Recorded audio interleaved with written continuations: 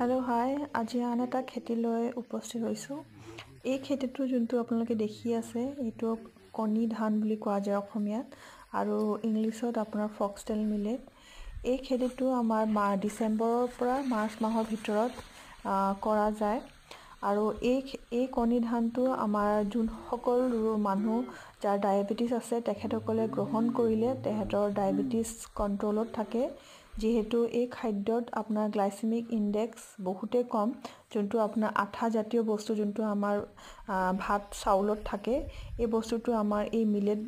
millet শস্যত নাথাকে আৰু এই শস্যটো নতুন শস্য নহয় অসমত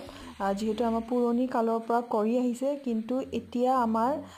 যেহেতু সজাগতা হৈছে বহুতো ৰোগ দেখা গৈছে শৰীৰৰ সো আমাৰ খেতিয়ক বন্ধুসকলে এই খেতিটো কৰিবলৈ আগবাঢ়িবলৈ কৈছো আৰু আপোনাৰ মাৰ্কেটত এই দামো বহুত বেছি আমাৰ ভাতৰ চাউলৰ কম্পেয়াৰত